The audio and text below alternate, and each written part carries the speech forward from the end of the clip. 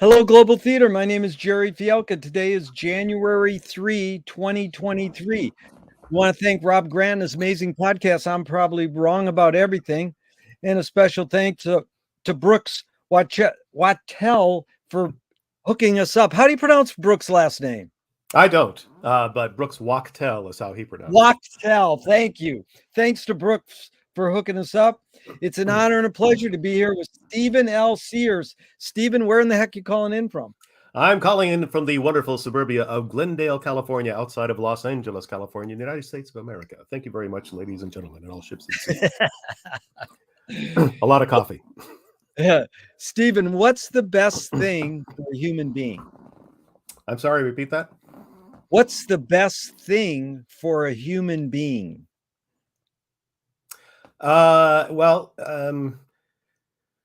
It really depends on how you want to prepare it. If you're going to be poaching, I would say probably the sauce. Barbecue, it's all about timing, and of course the side dishes. The best thing. Okay, well, the best thing for human beings and for humans in general is not to forget about being humane. I think that's the main thing.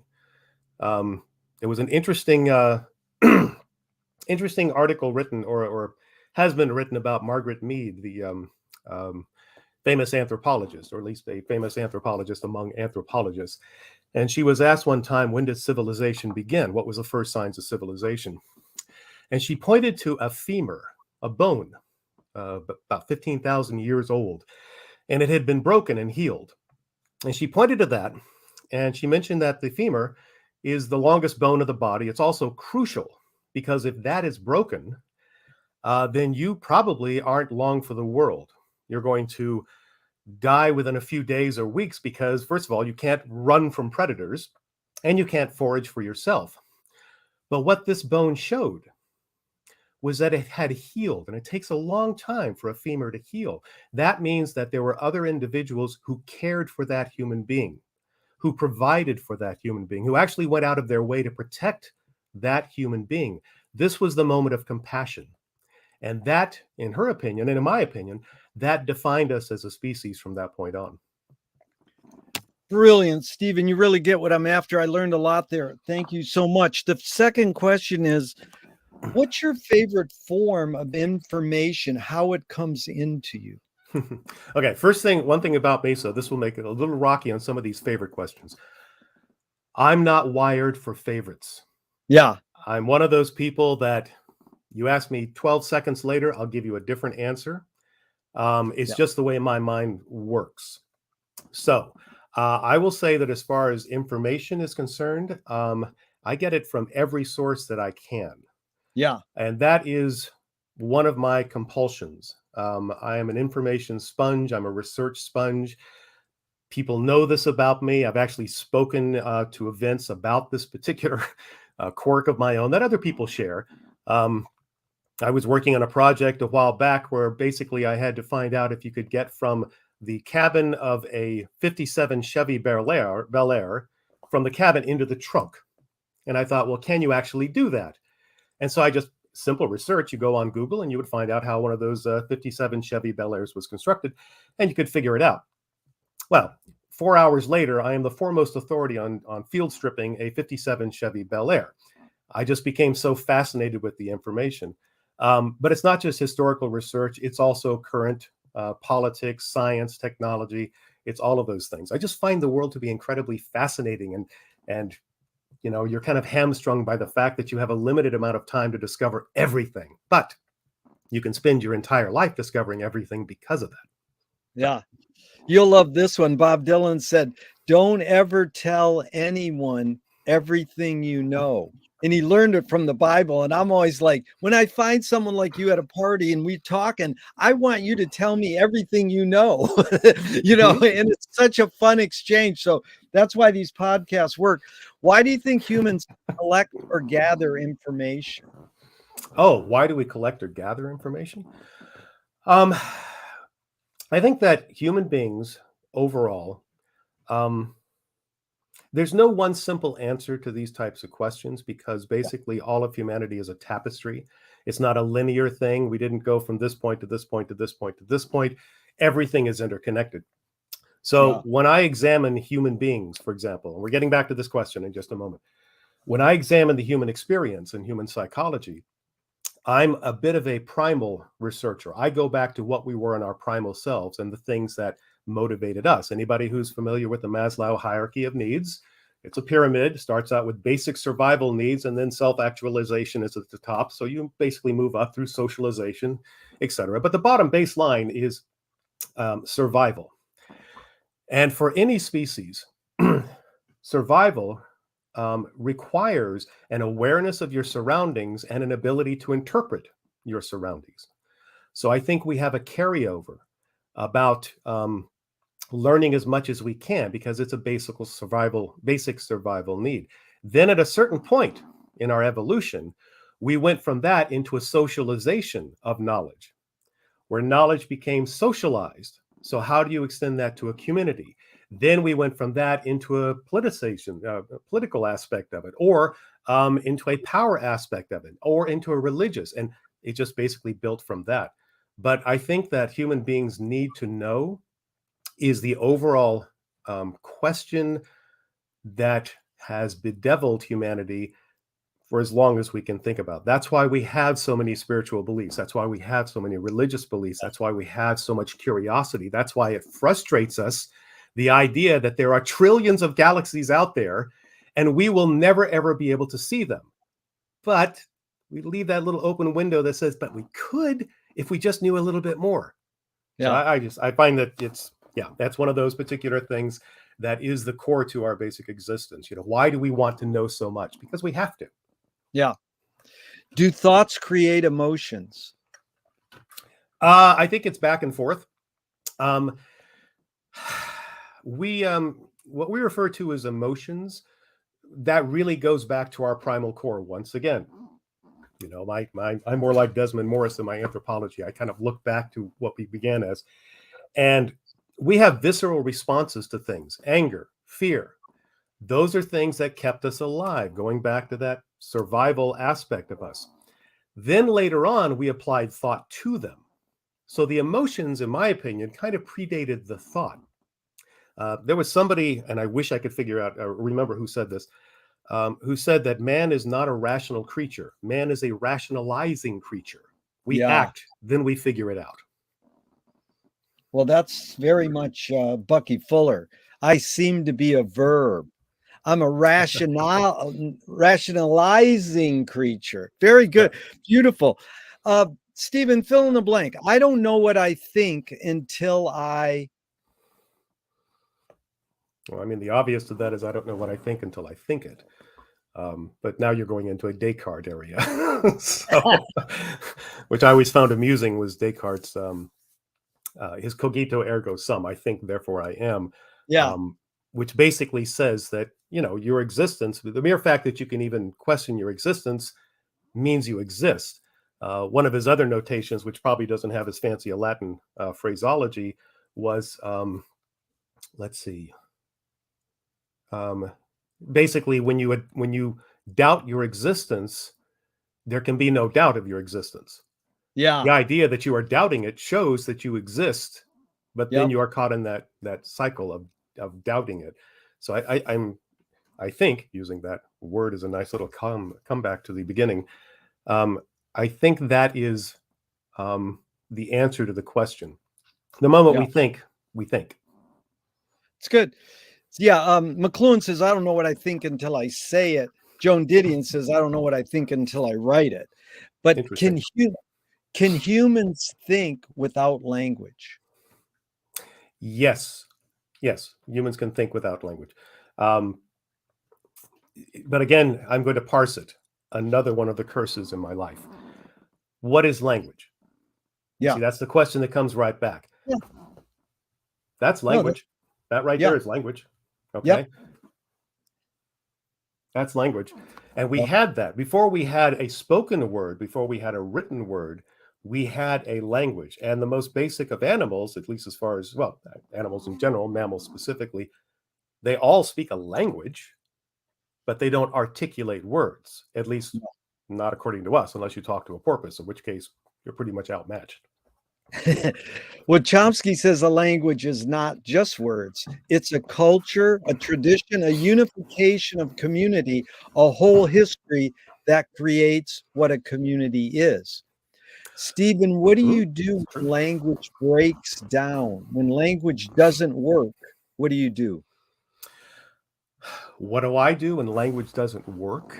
Um, When it breaks well, down. well, when language breaks down. Um, that's an interesting parse. Again, you come back to the question, why would language break down unless you're talking to someone that you don't speak the same language to? I think the whole question here is, when does communication break down? Yeah, Again, language is just a tool. As you just mentioned, it also forms cultures, it forms our attitudes. Language is also the great manipulator, it's the great propagandist. Take a look at 1984 by George Orwell, read up on that. Language is also one of those things that can limit us. Once again, I wish I could come up with a name that quoted this, but a long time ago, somebody said that opera was the worst thing that happened to music. And the reason that they postulated that is because before opera, music was not spoken, it was played. You felt it in your soul. But the moment it started to speak, it was somebody telling you what to feel in your soul. So you were not allowed to experience it. So I think when communication breaks down, um, you can repair that communication by both admitting that the communication is broken down, but dedicated to the idea of communicating. Most of yeah, the time, communication breaks down when one person looks the other way and says, I don't want to communicate on your level. Therefore, we are not going to communicate. yeah. Very good. And see, it's really, Stephen, me and you versus the wording of the questions. I'm for changing the verbs and the nouns like you did. You're saying when communication breaks down. So I really welcome that. These are two questions from Alan Turing in the 50s. Ah. One, is thinking a function of the soul? Oh my gosh. You've opened such a can of worms. And because now you brought the soul into it. And that's the thing. Again, parsing it down, you have to question, what is the soul? Is Yeah, thinking of the soul.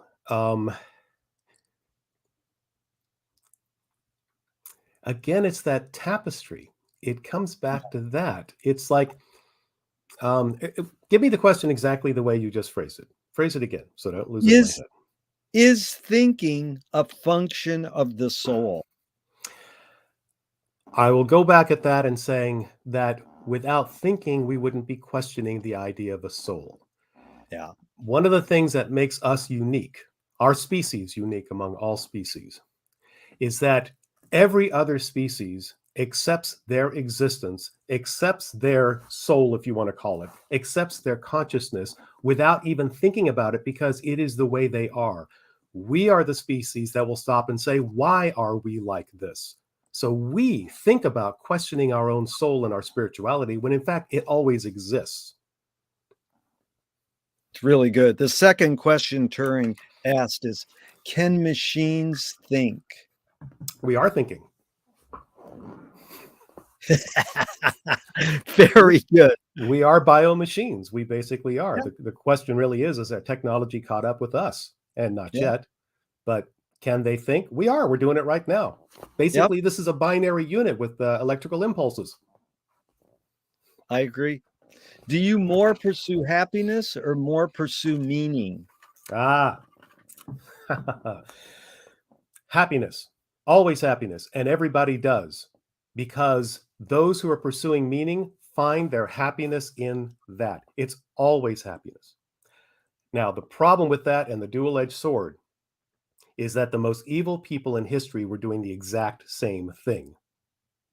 Yeah. And in their happiness, they found their meaning. It's interpretational as to whether it was good, bad, moral, or immoral.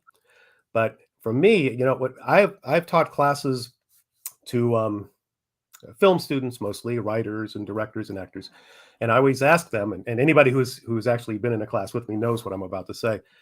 I've asked them what their goals are. And people Yeah. will go around the room and they'll say, oh, I want to write the next Pixar movie. I want to star in this particular series. I want to do this. I want to do that. And when they're done, I will tell them they're all wrong. I would say you are absolutely wrong. I'm arrogant enough to know exactly what your one goal is, and that one goal is to be happy. What makes you miserable is trying to figure out what's going to do that. Yeah. But happiness is the goal. And the same thing with meaning. I am very happy when I am able to set up or administer or contribute to charitable things. I don't make a big deal out of it because it makes me happy. It's my little internal thing. Yeah. So does that give me meaning or does that give me happiness? Yes.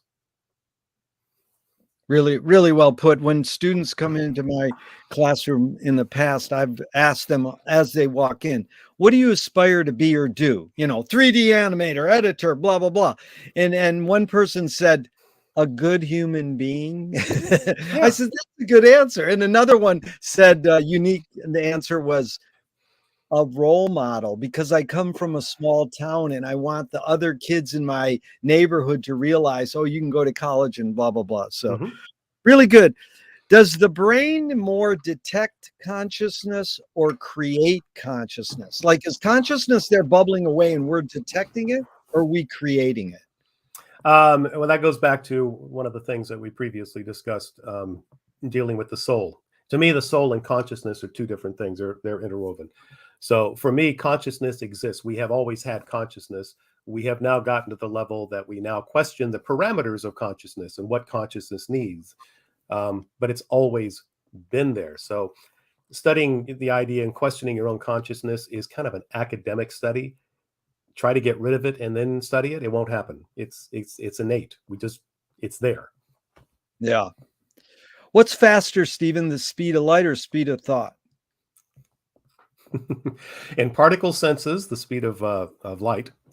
Um, and the reason I say that is because even if you go to the electromechanical and electrobiological aspects of the brain, a particle of light moves almost instantaneously. Obviously, not instantaneously, but it moves in a certain direction.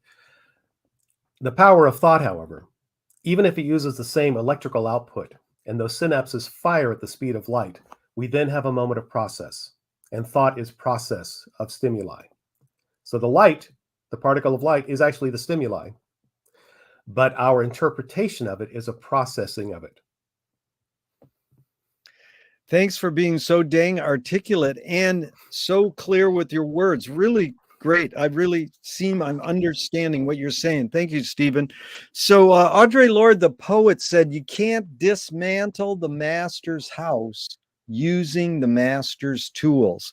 Yvonne Rainer responded and said, you can if you expose the tools. What new tool do you suggest? Well, for me, the greatest tool anybody can use is critical thinking. Yeah. Critical thinking, and in my interpretations, means you back away from all assumptions and all prejudice in order to analyze something from its basic form. I'm a reductionist at heart. I like to reduce everything down to its common core and solve a problem from there, getting rid of all the extraneous thing. And that includes pride and ego, which is the most difficult thing to do at times. I think that you can use any tools provided to you to accomplish that goal if you analyze the tools. One of the problems we have, and it's great that you're using the analogy about tools. I think it was Jared Diamond, I'm going to give him credit for this anyway, who made an observation about how basically primitive cultures solve problems and how more advanced Western cultures solve problems.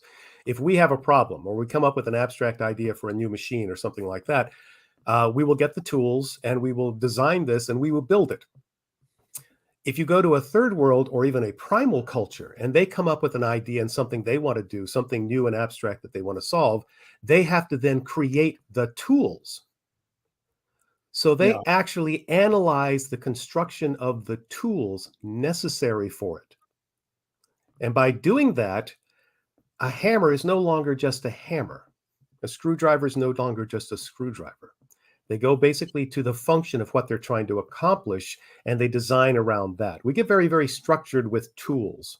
Yeah. So I think that the question you asked or the one that was put forward, is a very good one in that regards, that using the master's tools the way the master tells me to use them, no, I can't do anything with that. Yeah. But being provided tools that I'm allowed to think about and figure out the best way to approach this, yes, so then I can dismantle anything or I can build anything. Yeah. Yeah. George Lakoff said you use the existing tools and you invent new ones. But I sort of favor what Duchamp says. There's no solution because there's no problem. That's interesting. That is interesting. Because No as soon as you oh, this is a problem. Okay, but the next question, Stephen, is what new toy do you suggest? What new toy do you suggest? For adults, the new toy is childhood. Nice. We forget how to play with childhood. Childhood is so important to who we are. That is it, dude. What do you worry about when you go to bed at night? Going to sleep. And I'm not kidding. My mind doesn't stop firing. It fires continuously. Yeah. And I've had to come up with different techniques for basically calming myself down and putting myself into a restful state, shutting down the voices, as a lot of writers will describe that. So when I actually go to sleep, I can usually go to sleep very quickly, but the idea of going to sleep seems like a struggle to me. So literally, I'm not sure how I'm going to do that, and it obsesses me until the moment that I shut down my brain, and then I'm gone. Yeah. McLuhan learned from Ezra Pound, the poet, that artists are the antenna of the race. So I mean by artists, musicians, screenwriters, filmmakers, painters. Artists are the antenna of the race. They're broadcasting and detecting the hidden psychic effects of our inventions, so we may be able to learn how to cope with what we don't like about the inventions. So, Stephen, I asked you the question Marshall probed his whole career. Why do we ignore the hidden psychic effects of our inventions, even though the artists are broadcasting them to us?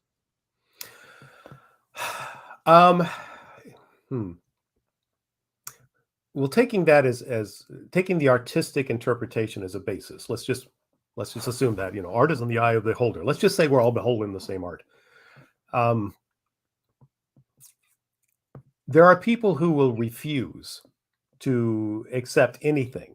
Now we know, and we just have to accept that those are people that it's the old you can take a horse to water, you can't make him drink. So there are some people who are going to reject it just because they have to reject it. There are people who reject hip hop. I find hip hop to be incredibly fascinating. I think it's just, but a lot of people, it's like, well, what hip hop have you heard? Oh, I don't listen to that. Right. Slap, slap, slap, slap. But what I want to do for the other people who are open to this, there have been millions and millions of artists throughout history that people have acknowledged either for their time or in perpetuity, that we now acknowledge now hundreds and thousands of years later. There have been billions more, and I know I'm using exaggerated numbers, artists who never achieved that, not because they weren't artists, but because they didn't resonate. And I think resonance is the word. Yeah. Art resonates in people's souls. And sometimes it resonates in one person, it doesn't resonate in another. If it resonates in enough souls, it becomes considered artistic and universally accepted. But even then, it resonates differently. Yeah. 5 people can look at the same piece of art and 5 people can have different interpretations. So I think it's resonance is the real key to that. Great word. Do artists have moral obligation? Well, simply no, they don't. Yeah. They may end up with their work may have a moral implication, but art in its truest self, functions to serve one master. And then it is either accepted or denied or resonates with the rest of the world or not. But that's true art. But then you also get into areas which you are very well aware of, which is art for art's sake, art for business sake, business for art's sake. Then you start expanding the interpretation of the function of art. Yeah. Are you more afraid of new ideas or more afraid of old ideas? I'm more afraid of old ideas. Yeah. Can you conjure up your earliest memory ever or one of them?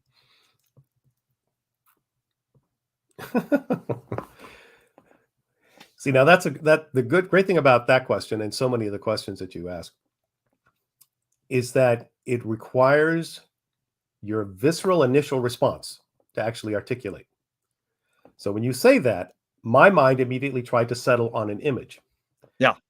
But keep in mind that the image, most of the time, is going to be a Kodak image. And I say that in the sense that it's probably an image that we have seen. Yeah. Because most people, when they conjure up that image, they conjure up themselves within the image. And they can't do that if it's truly from their perspective and their point of view. Yeah. So my first image was me as like, I think I was 2 or 3 years old in my living room in Germany. My dad was stationed in Germany at the time. And I had a cast on my arm, because I'd broken my arm. And strangely enough, that image was in black and white. The world wasn't in black and white, and I'm in the image. Well, that's strange. I couldn't be in the image if I was the one. So is memory more a curse or more a blessing? Memory is what you do with it. It can be a curse. It can be a blessing. I think that people who lock themselves in their memory and can't escape, that's a curse. Yeah. I'm not, another thing I'm not wired for is regret. Doesn't mean I haven't done stupid things or made mistakes, but I realized a long time ago that if I did something that was wrong, made a mistake, or hurt somebody else, I only have really 2 choices. 1, fix it if I can. 2nd, learn from it so it'll never happen again. But if I continue to dwell, I'm locked into a memory, I'm locked into a past, and I can't move forward. Well put. Very wise. Tell me someone within your immediate family and then outside your immediate family, just briefly, who had an impact on you, kind of like a role model. And what specifically was that impact? See, this goes back to the prioritization of favorites. Yeah. Yeah, that's a difficult one to do. And anybody who, especially when you're talking about within the family, if you have a good family unit, you also immediately start saying to yourself, well, I can't say this because that'll seem like I'm diminishing this, or I can't do this because it diminishes that. So that is one that is, I would say, impossible for me to answer. I can point out so much about my parents, my brother, the family I had around me. I mean, everything molded who I am today. Same thing with outside influences. If you ask me a specific thing, what was the first show you're ever a fan of? I can say, well, as I remember, it was Star Trek, classic Star Trek, but it was also Time Tunnel and other things like that. I can answer those specifics. But the secondary part of that question is also, and this is approaching it from a different side. If you were to go back and change anything in your life, what would you change? Because you're talking about things that influenced you, but things that negatively affected you, what would you change? And my answer for that has always been nothing. I wouldn't, because it made me who I am today and where I am today. And I don't want to get cocky about it, but I'm kind of happy. Sorry. Good. Beautiful. Did your parents raise you a particular religion? I had fantastic parents in that regard. Now, this I can talk about. I know I can talk about almost everything. You ask me the time of day, I'll give you the history of the clock. My parents were very religious.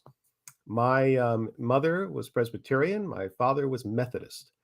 And our family was quite varied through different spectrums of theology: Jehovah's Witness, Judaism, animism. We had a broad spectrum, Baptist, obviously. However, even though my parents were religious, they never forced me to conform to a particular religion. And I didn't realize how important that was until I got much, much older. My mother, I'll tell this story kind of out of place, but I was in a Sunday school at one time when I was I was in kindergarten, so Sunday school. And keep in mind, people, this is back in the early 60s. And the teacher was showing me showing all the kids books of Jesus with the deer and the lamb and all the children. And I was, I'm a military brat, so I was used to being stationed on military bases. And so I asked the teacher a question. I said, well, why? This is the way I phrased it. I'm sorry. I said, why doesn't Jesus like black people? That's the way I phrased it. Wow. Because all the kids in there looked like me. And so, the teacher admonished me and said, of course, Jesus loves everyone, et cetera, et cetera. When my mother came to pick me up, the teacher told her what I'd asked. And she said, I don't think that's the kind of thing that Stephen should be asking in this class. And my mother said, well, then he doesn't need to be in this class, and took me out of it. Wow. She valued the fact that I would question things much more than the doctrine that was being taught to me, even though it was a Sunday school class that was one that she had approved. Wow. But that was my entire life was like that. My dad and I would get into great biblical conversations. He'd quote the Bible. I'd quote the Bible right back to him. But I was never forced or even expected to become a particular religious belief. I was allowed to explore my own beliefs. Beautiful. Stephen, do you pray? No. If God exists, what would you like God to say to you after you die? The first thing that popped into my mind, of course, was the classical depiction of God as the white guy with the long beard up in the throne. Yeah. The only thing I kind of picture him doing is this, dude.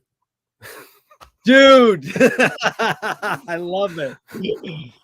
Do evil people exist, or does evil use people as a vehicle?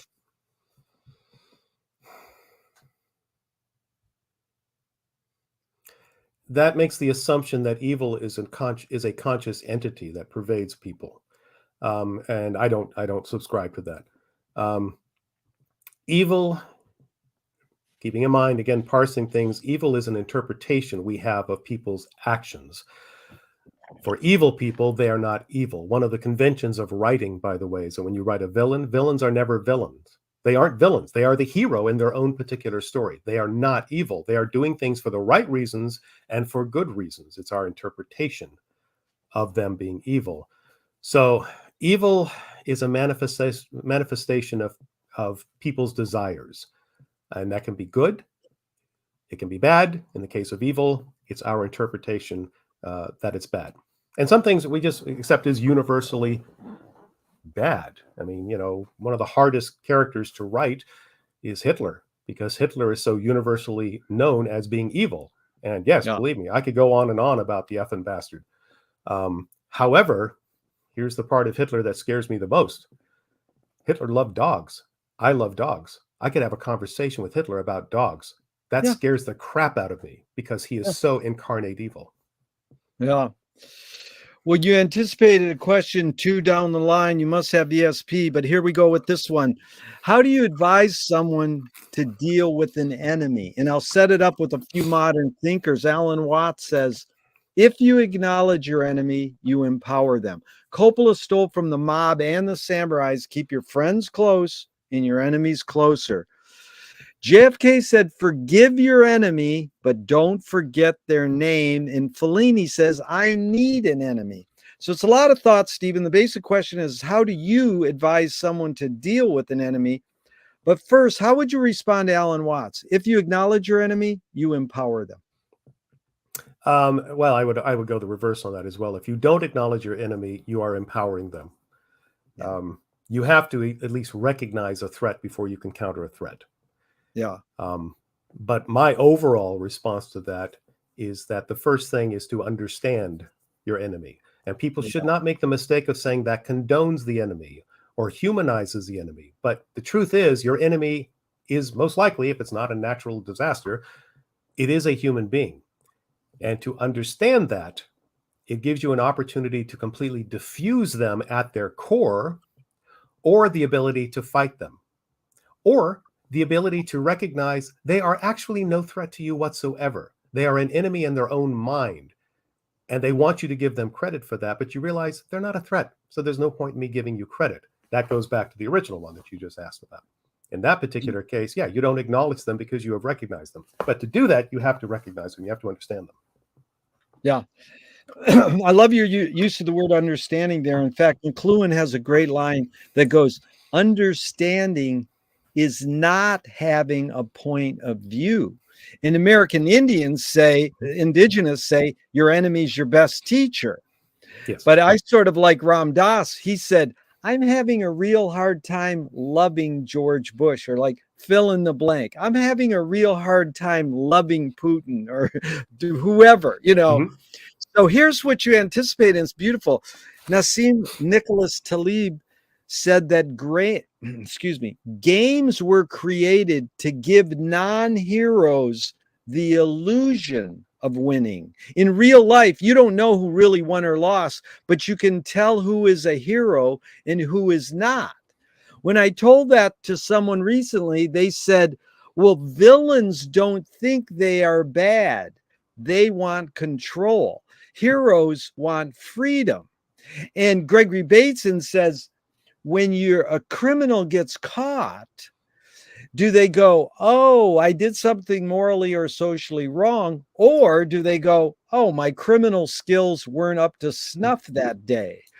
So basically, the question is, anything, those prompts you can go off however you like, but the question is,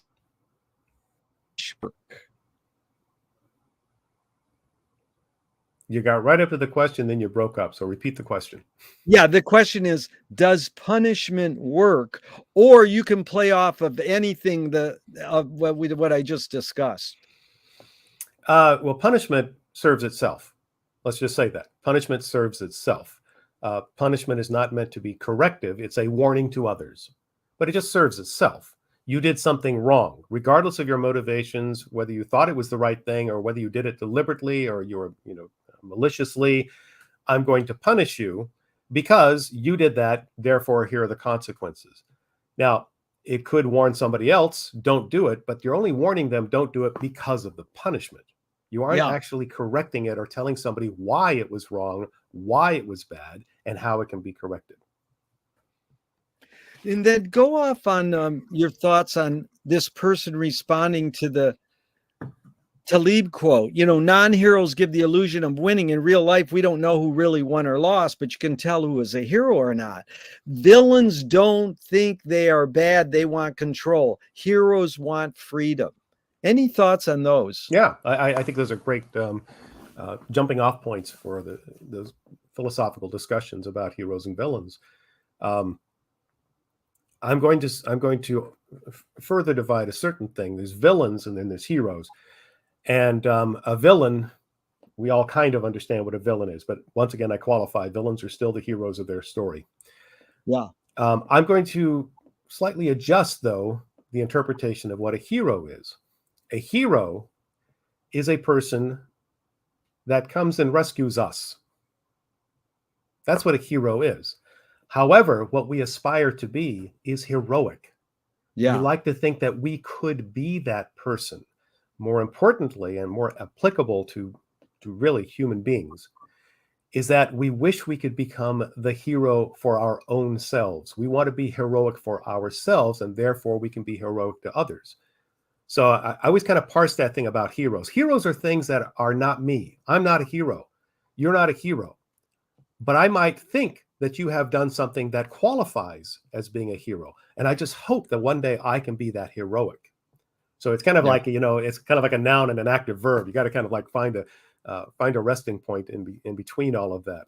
So it's kind of like fine tuning the question just a little bit. There was another part to that question you asked, though. Well, I think you nailed it. It was just heroes want freedom. You really brought up a lot. What I was going to say is, in my mind, is the way there's a McLuhan-esque way to reinterpret Wizard of Oz to the Wizard of Us. And what it is we're going to, Dorothy, go get the skywriting utensil, go get the broom, because advertising controls it, create the disease and offer the cure. And then the atomic dog, you being a writer, a creator of films, you're the atomic dog pulling the curtain away to reveal what's behind the curtain. So, I love that they rescue us. It's also very McLuhan-esque because mid-career, he updated his main percept. The medium is the messenger, the medium is the massage, to the user is the content. So, you know, we're the content. When it rescues us. So let's see, what first attracted you to pursue acting? Because I know you've talked about this in the past. You sort of first reached out to be an actor, or first then led to writing. That great story you have about writing, but that's your tipping point when you had to create these scenarios for your auditions. That's sort of led to your writing. But there must have been some sort of tipping point in your upbringing where you saw a show, a live theater, or something, TV show, movie, where you said, oh, I want to do that. I want to be an actor.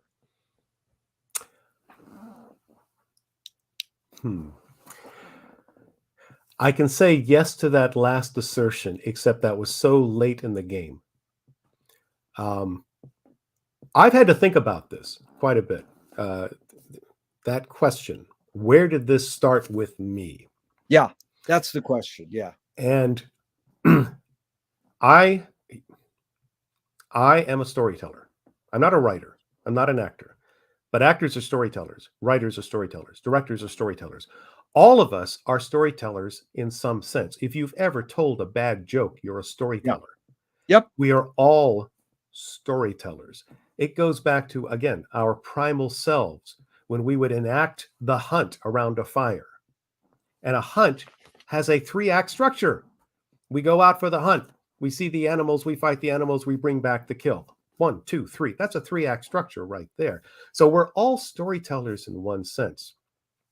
So if I accept that about myself, that even as a child, I was a storyteller. And when I started reading books at an early age, I would actually read them out loud and interpret the dialogue, the characters, you know, what they said. I would actually interpret it as if I was the character. I don't know. That's kind of started. It wasn't until much later on that I actually thought I could be this. I could be an actor, keeping in mind, professionally, not acknowledging the fact that I had been an actor all my life, a storyteller all my life. Yeah. So now what happened to start that process? And this is the conclusion I came to for me. It wasn't something that I started. It was something that I was allowed to do, because I think we all have an ability to do it. One of the other things that I've mentioned in classes when I've talked about this is the idea of when we are children, when we're brought into this world. And I'm going to get spiritual just for a moment. The idea that we are from the universe. We have just experienced everything in the universe. My gosh, we were there. And then suddenly we're in this world. But unfortunately, even if we wanted to tell everybody what it was like and how magnificent it was and the mysteries of the other side, blah, blah, blah, blah, blah, blah, blah, blah, blah, blah, blah. We don't speak the language. So what happens is we start being taught the language. And as we discussed earlier, language can be restrictive because it's forcing you into a particular format. And for children, what's the first word that they hear most often? No. Yeah. No. Now, it's meant to be protective. No, don't touch that. No, that'll hurt you. But then later on, it becomes socially restrictive. No, that'll embarrass you. No, that you shouldn't do that. No, that's not proper. And what happens is with every no, we build a little wall around ourselves. Every no becomes a little wall. And as children, those walls become castles, and we are locked inside of those castles. For me, for whatever reason, and once again, I will just thank my family and the people that were around me. Those walls, I was allowed to kick at those walls. Again, I go back to that story with my mother. She treasured the fact that I would question things. I would kick at the walls. So earlier on, I said one of the toys is childhood. And I meant that. This is exactly what I'm talking about. That toy of childhood, I have been allowed to play with for my entire life. And that's led up to who I am today. So I've always been like this because nobody stopped me from doing it. Beautiful.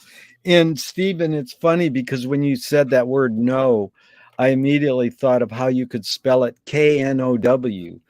And that's what the Good. first word we should be nurturing is knowledge, seeking knowledge and new questions and new metaphors. That's a So great point.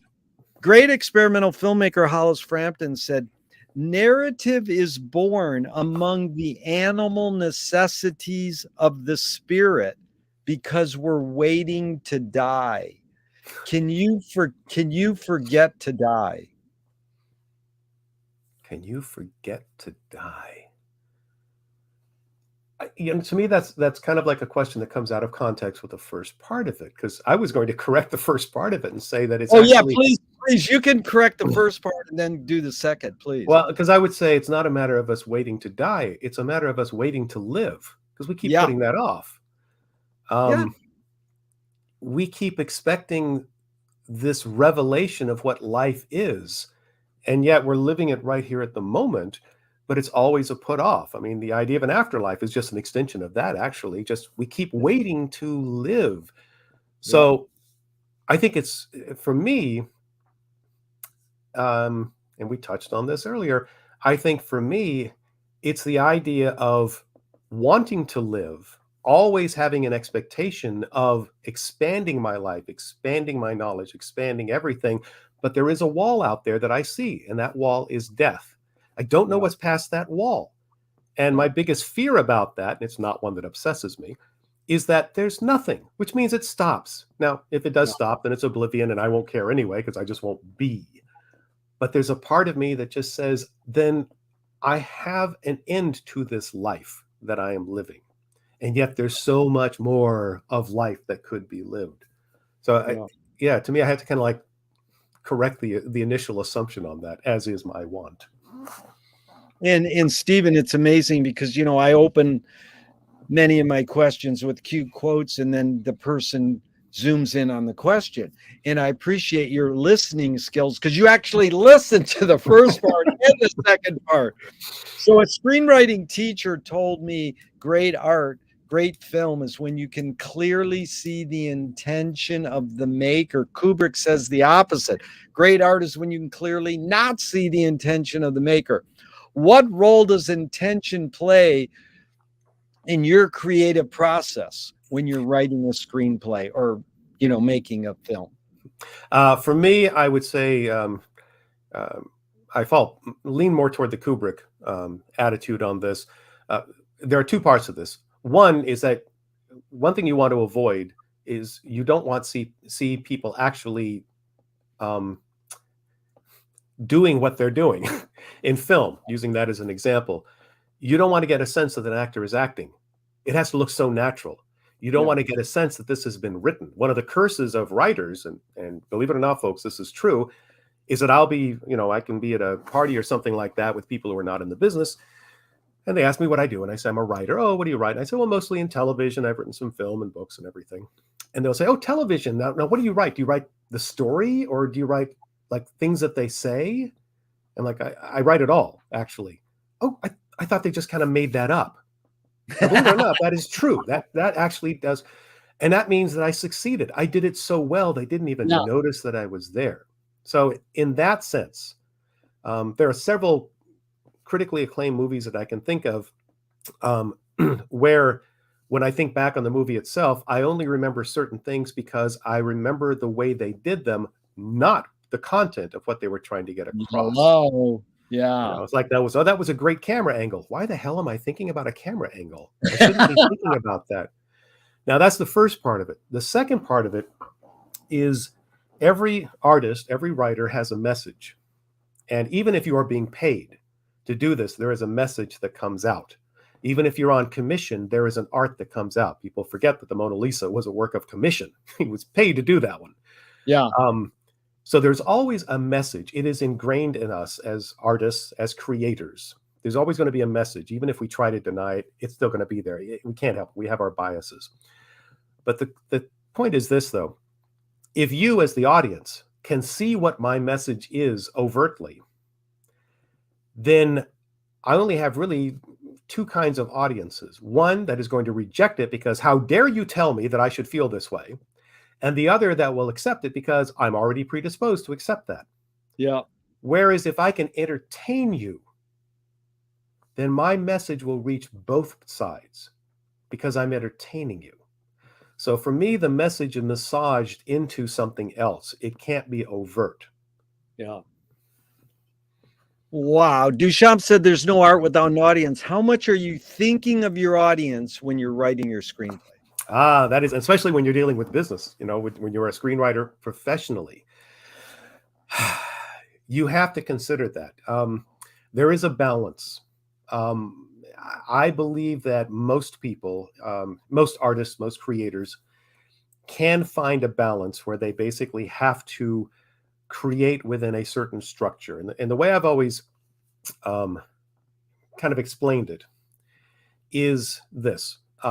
If you are going to create a work of art, let's use literally artist as in the painting design type of person, and basically you are given everything at your disposal, anything you want, the largest canvas that you can imagine, the multitude of colors that have ever been conceived or visualized by the human eye, the correct brushes with the correct fibers, everything perfect. You will create this incredible piece of art and it will express yourself 100%.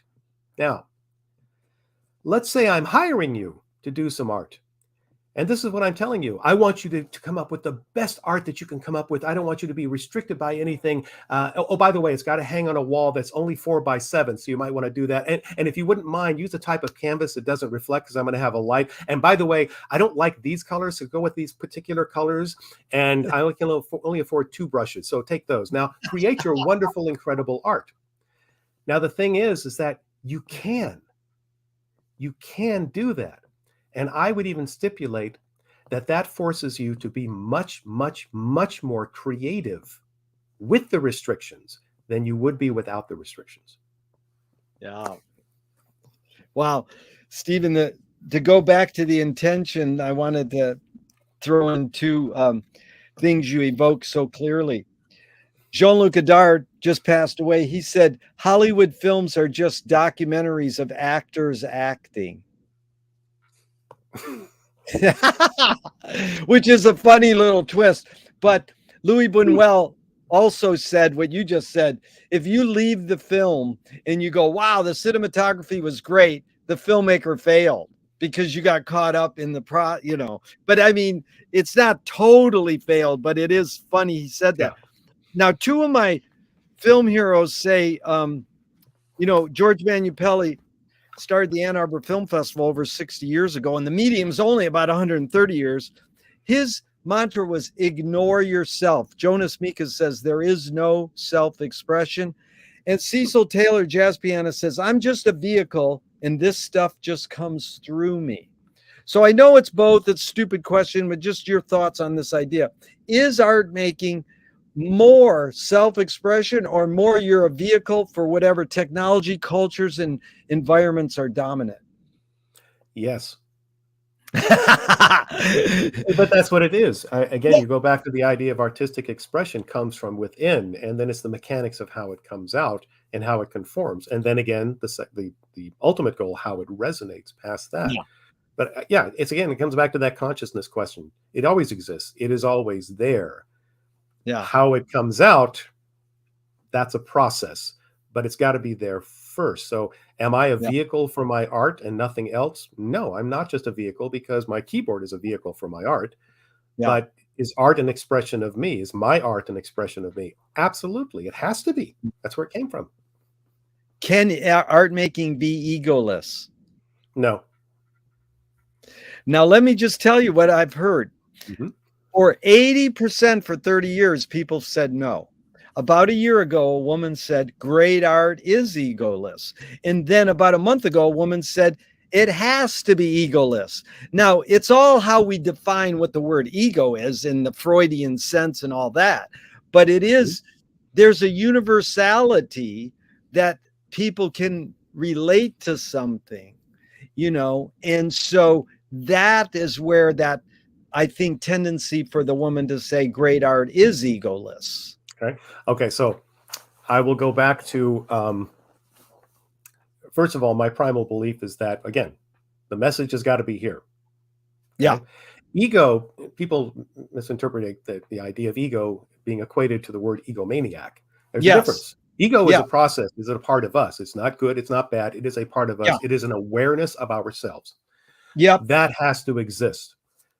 But when you ask that question, the way my mind takes things Yeah. is I went outside of the artist, because I go back to my word resonance. Yeah. For my art to resonate with others, I'm appealing to aspects of other people's ego. Yeah. On a Freudian basis, I'm the super id and the id. I'm appealing to all of those particular things, how you resonate. Yeah. You, however, may react to it in a different way than somebody else, but I'm still appealing to that same basic thing. Yeah. What's your hunch guess was the motive of the cave artist? I like that question. Because I'm sure they weren't getting union rates.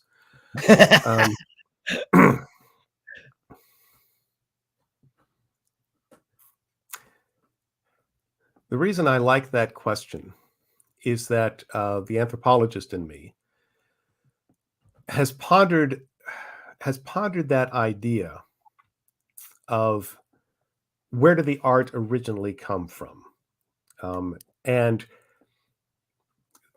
you have to. And again, I'm playing outside it because I'm a pop anthropologist.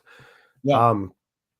It wasn't like somebody in a cave said, "I'm going to dip this the stick here in the fire, brush it off, and then just start drawing these incredible bison and all these creatures that I've seen."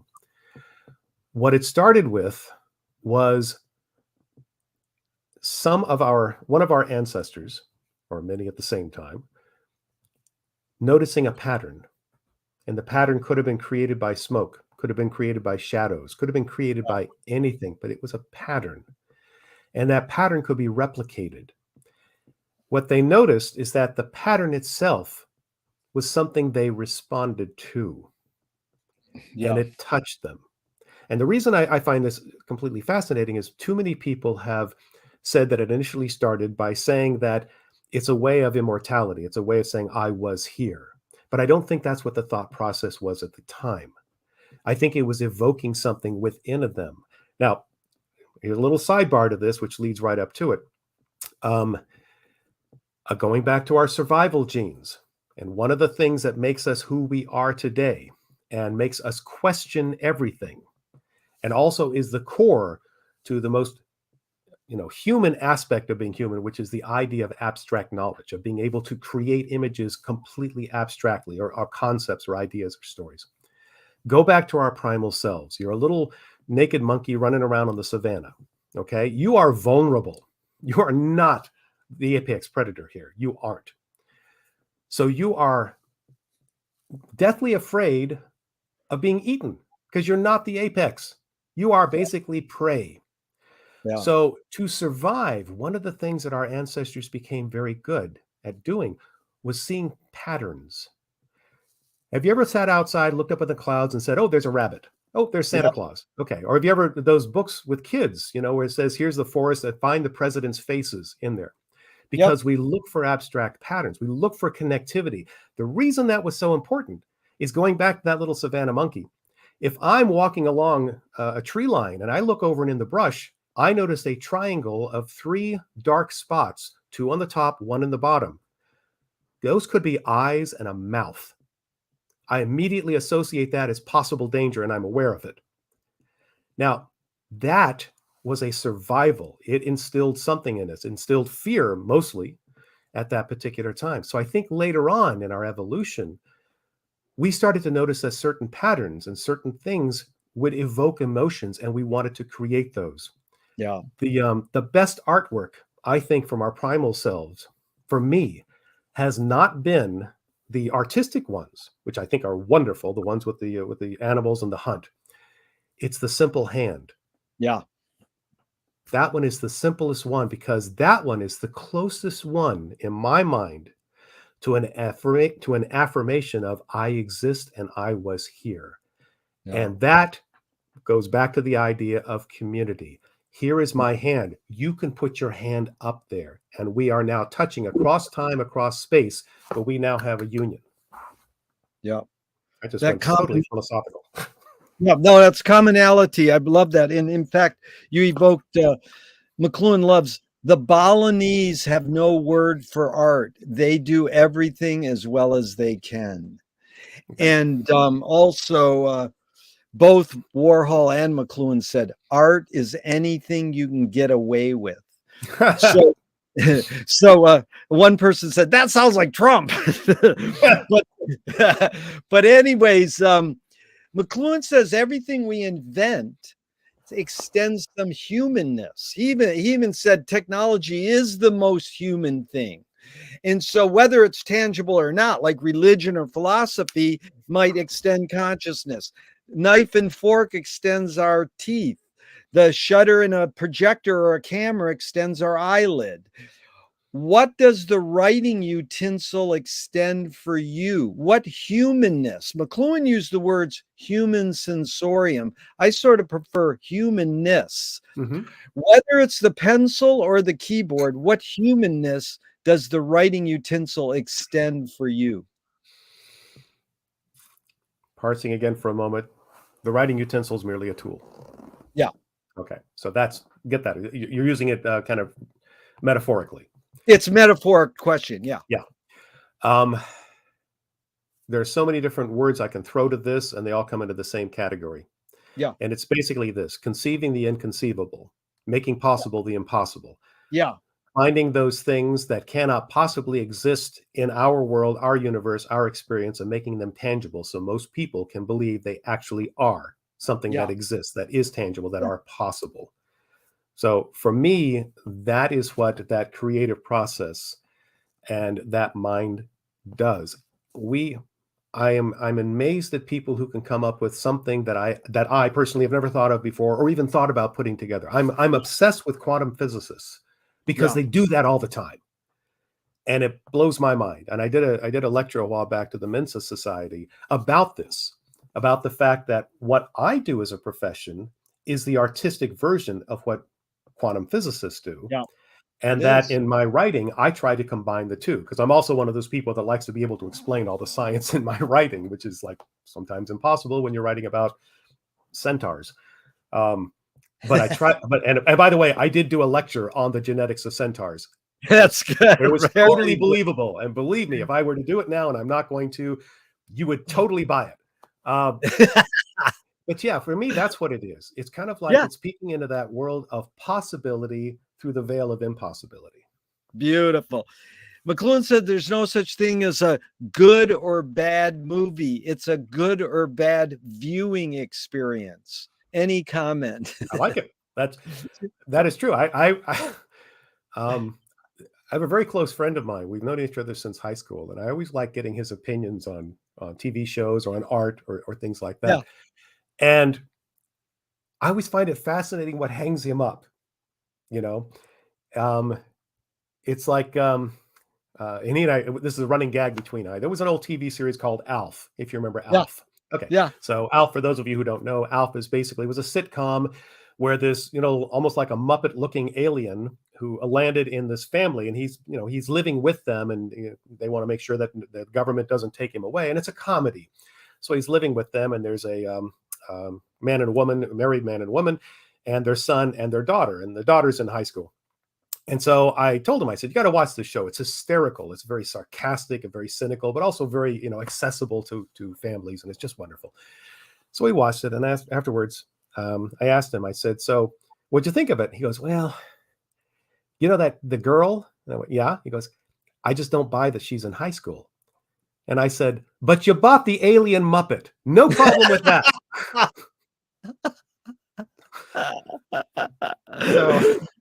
So anyway, I think it's a great little quote on that. That was good. Michael Apted, I spoke with him 40 years ago. I said, why do rock video editors feel so obliged to edit fast. Most people don't know Abel Gance invented rapid montage in 1922 in France, but in 1980s it really flourished because of MTV, to the point where Marty Scorsese says, I cut my films faster because of MTV. So Michael Apted said, because we've learned to take in information faster. I asked this question with a bias. Can we literally learn to take in information faster, or are we just brainwashed to believe we can? Well, we can to a certain point. It's kind of like, what's the world record for freestyle swimming? Okay. Oh my gosh, it gets faster and faster and faster. It's going to hit a limit. It can't be instantaneous. It's going to hit Yeah. a limit. Now, Yeah. interesting that you brought this up, because I was just dealing with this a few years ago, with the advent of three-dimensional filmmaking using 3D cameras. And I Yeah. was talking to somebody at one of the companies that has pioneered this. And they, in their demo, they had shown a rock concert, a live concert. And I noticed that in the 3D videos of music, rock videos, there were much more panning shots, casual shots, you might say. They stayed on longer. They moved around a lot more. And so I was talking to the editor about this. And I said, back in my day, back when, when the Flintstones was a reality show, I said these cuts were like instantaneous. Boom on a guitar, boom on the lights, boom on this, boom on this, boom on that. And he said something really interesting. He said, because of 3D technology, the human mind now has to process 5 times more information because of the different levels. Yeah. We literally are focusing on all the different levels between us and between the different stages on it, that it overwhelms the mind. We don't have time to process it. Whereas still images are kind of like going through a photo album. Boom, boom, boom, boom, boom, boom. We can immediately have a visceral response to them. But the moment we have to process the layers, we're taking ourselves out of that instant response into a thoughtful response.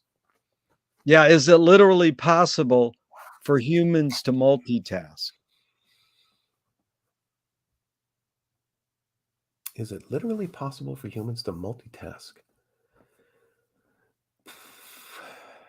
It is not possible for basic machines to multitask. And I use that only in the comparison that if you really get into it, it's a binary switch, on, off, on, off. Now, you can have several binary switches at the same time, and they can move so quickly that it's imperceptible.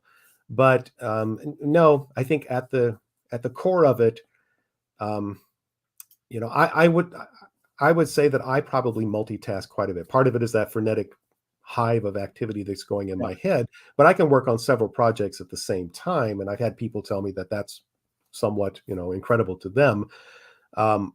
But it's not really that I'm working on them at the same time. I'm processing. I can flip all the switches and get out of one room so that I can concentrate in another one, but I then have to flip all those switches to get out of that room to go back to the other one. Yeah. Stephen, what you said earlier, and just now reminded me of Billy Wilder saying, black and white is more true than color, which is an interesting thought. I'd love to hear your any comments on that before I express mine. Well, are we referring to the actual visual aspect of filmmaking? Or are we referring to the metaphorical aspects of acceptance? In other words, black and white is what we hope to see, because black and white is simple. It's a yes or no decision. Color, however, is nuance, and we hate nuance. Human beings do not like nuance. We see it in politics. We see it in everything. But it's so simple for a black and white. Win, lose, win, lose, win, lose. Color, however, is winning, but not quite winning. Losing isn't always losing, and sometimes the two kind of blend together into a different thing. So it depends on what it's metaphorical or whether you're talking about the actual color scheme of a film. Yeah.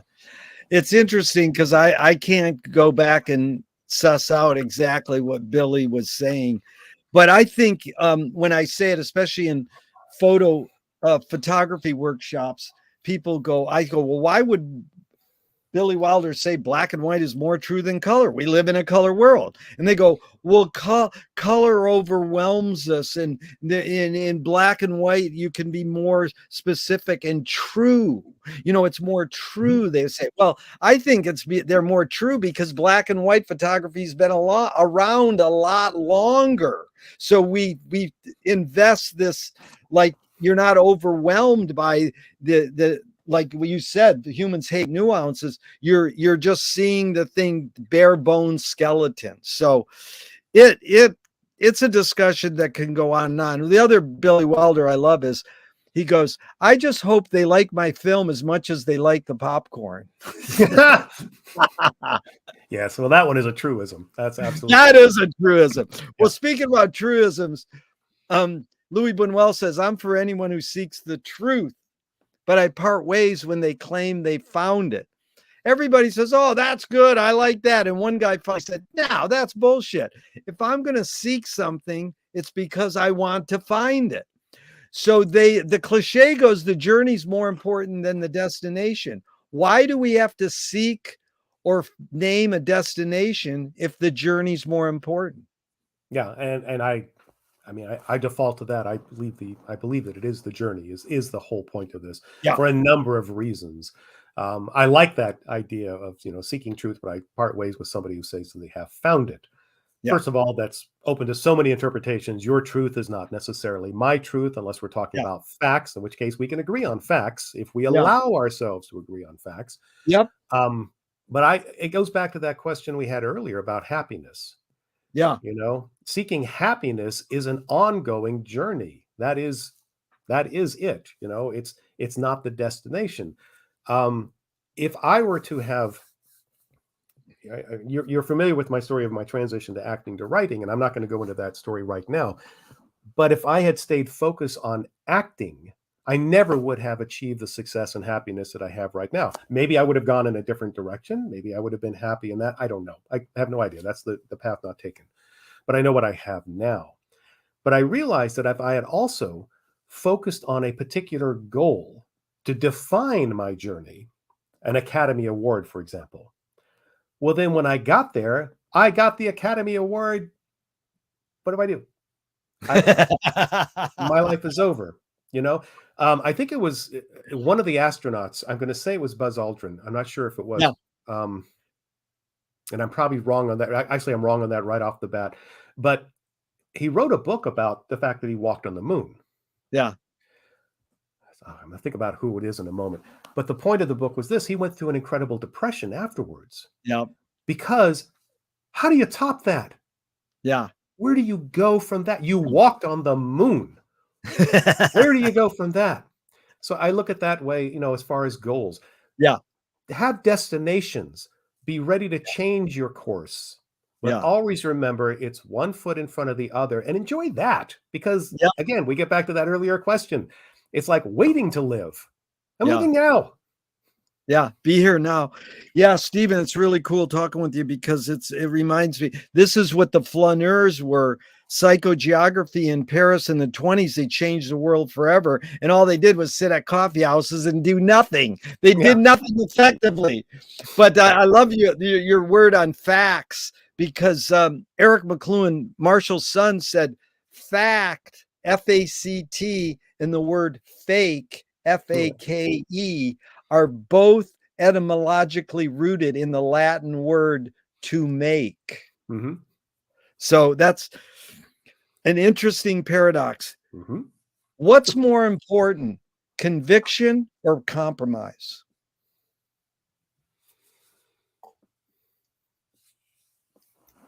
I guess it depends on your goal. I'm going to lean toward compromise, and keeping in mind, I don't look at words as being good or evil. Compromise doesn't mean you're folding. It doesn't mean you're giving in. Compromise implies, however, that you have made an effort to understand the other position. Whereas, having complete confidence in what you're doing ignores any other position. So it's kind of like, you may be right for you, you may be wrong for you. You don't even know. You're so stuck on conviction that you're not open to hearing the other side. Yeah. So I think compromise is always a stronger approach. You may still end up back in your original position, Yeah. but compromise has to start first. Anytime I get any input on my writing, the first thing I do, no matter what the source is, the first thing I do is I assume that person is right.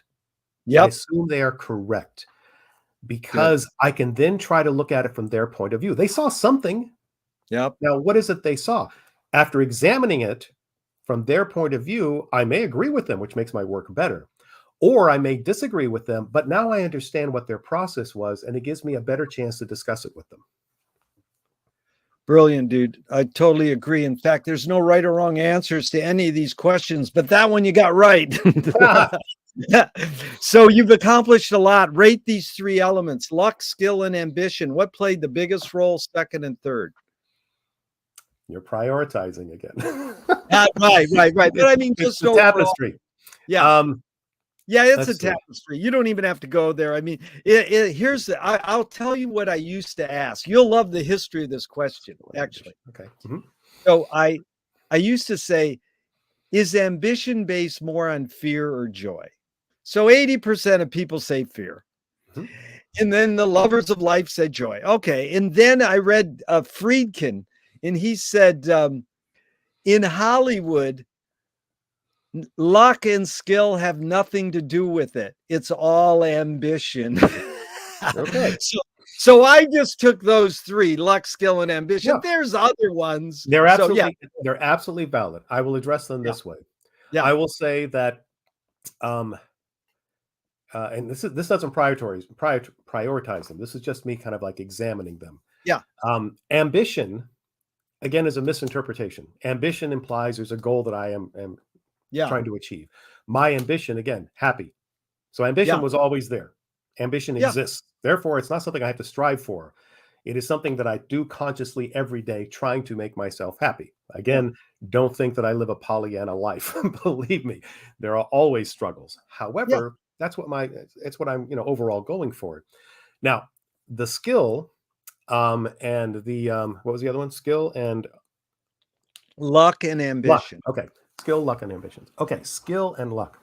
If I look at my career, which I have, there are many points of convergence where just things came together perfectly. Not only that, the right people were involved. They Yeah. happened. Could I have changed it by waiting 5 minutes? Yes, it would have been something different. My entire life would have been different if I'd waited 5 minutes. I picked up a phone and made a phone call to a production company. That was one of the pivotal things. Now, had I not done that, what else would have happened? I don't know. Yeah. But I did that. So part of that was considered timing, and timing is sometimes considered luck.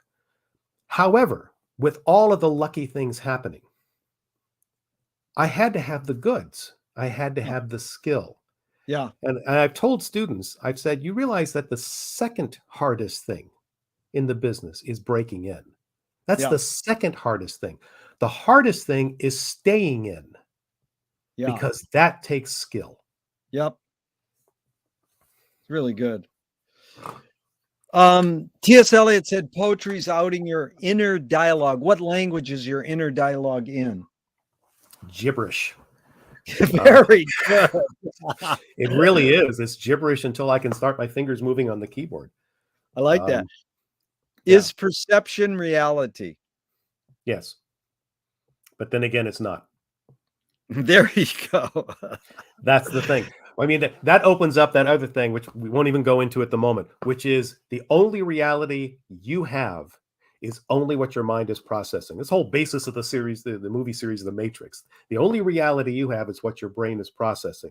If you've read any of the books on brain trauma, Oliver Sacks books, for example, Yeah.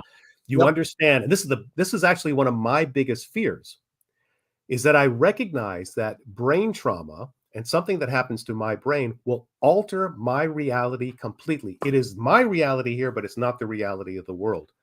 Yeah. And I'm fascinated with that aspect, that our reality, everything you are experiencing, everybody out there is experiencing right now, you are experiencing in the past tense. Because what you are experiencing right now took a nanosecond to go through your eyes, through your nose, through your taste buds, and be processed by your brain to be made sense of. It may happen in a nanosecond, but that puts it in a past tense. So there is no reality that your brain is dealing with. Yeah. Lily Tomlin says, reality is just a collective hunch. Yeah. I like it. Lewis Carroll says, I believe as many as 6 impossible things before breakfast. Have you believed in any impossible things lately? Yeah. That's funny. I just realized I said that kind of like incredulously, like, what kind of a question is that? Yeah, that's my brain works that way. I always come up with, Well, I always come up with a perspective. Yeah, name one impossible thing you believed in lately. One impossible thing that I believed in lately. Yeah. I would have to give you some of my story concepts and things that I have come up with. But I mean, that's what it is. Yeah. Most of the stories that I have created have come from the point of impossibility and my quest to make them believable. Yeah, it's good. Tell me one major element, please, Stephen, of your creativeness in the years you've been doing this. One major element that stayed the same and one major element that's changed in the years you've been doing this. One major element that has stayed the same. It sounds repetitious, but it's that child. Yeah, that's good. The child has stayed the same. He's still, I'm still trying to figure out what I'm going to do when I grow up. I don't know. I love I'm that. not kidding. I still ponder that. I still feel like, oh my God, I'm getting away with this. People don't know. I'm just like a kid. Yeah. Yeah. And so what was the other one? What is the one thing that has changed? Yep.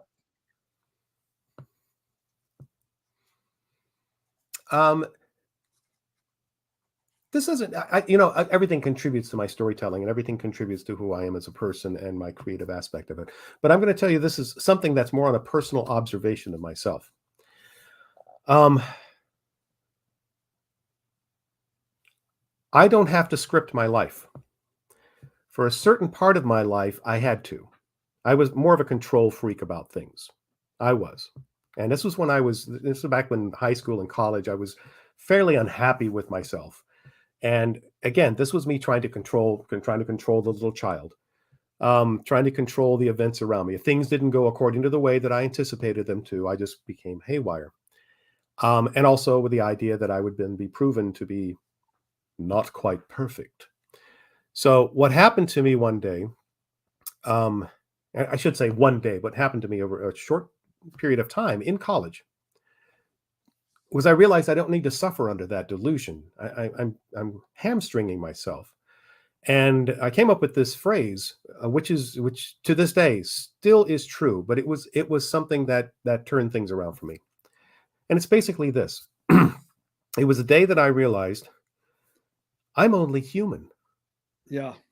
That is the most frightening thing I could ever admit about myself. And yet it's the most liberating thing I could have ever done, because it allowed me to forgive myself for my mistakes. Yeah. Beautiful.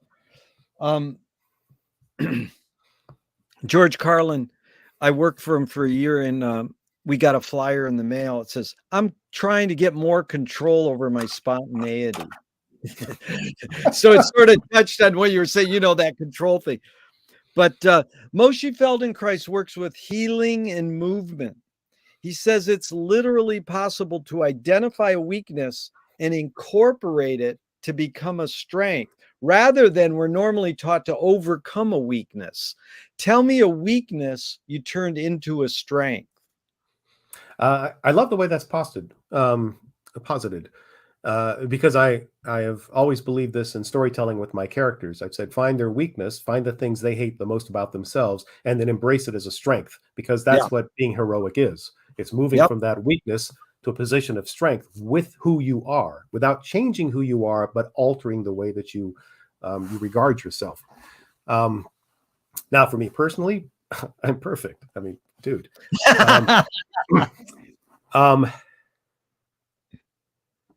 It's an interesting question when applied to one's self. I could say the idea, the idea that, but see, that goes back to the childhood thing, and that I was never really restricted on keeping my inner child active. Um, what is the weakness that I have had? And a part of me wants to say that since those college days and that little revelation that I gave you, um, I have always endeavored to do that, to approach it from a this is the best way I can qualify it. I stopped looking at my weaknesses as being something that holds me back. I looked at my weaknesses as being a uniqueness to myself that I could Yeah. capitalize upon. Yeah. Now, what Well, particular in my life? I'd have to think really hard about that one, because physical uniqueness is one thing. But something that is psychological, I still come back to that revelation of only human. yeah. Well, it's funny you said that uniqueness line, because Jean Cocteau said, when you create your first piece of art, your major thing, and your friends see it, your teacher sees it, your mentors and peers see it, and they go, well, this is what's wrong. There's one little flaw. Take that flaw and exploit it for the rest of your career. So it is like you can flip a rejection into a redirection. You can flip a breakdown to a breakthrough. Yeah. So, absolutely. Stephen, I asked for 90 minutes and we got 5 more. Can you go a little longer, or do you got to end in 5? Okay. No worries. I appreciate this. Anger can be a productive emotion when fill in the blank. Anger can be a productive emotion when it's understood. Anger is a natural part of being human. It is. We don't like to admit that. It is. It's a natural part of being human. It goes back to our primal selves again. Understanding it, though, is the key. Reacting to it is a danger. Yeah. But if you stop and ask yourself 2 questions: 1, where did this come from? And 2, what did I do to bring it about? It doesn't mean you're blaming yourself all the time, but you are analyzing it from a core. You're trying to step outside of yourself. I go through a lot of moments where I have anger, and I will stop and I will say, okay, is it really coming from what you think it is, or is it coming from somewhere else? Yeah. One of the things about writing is that whenever characters have anger in a writing, in a script, is that they're very rarely expressing themselves about what the anger is really about. It's always flailing about trying to understand it, but they're flailing about and they might injure other people, either emotionally or physically.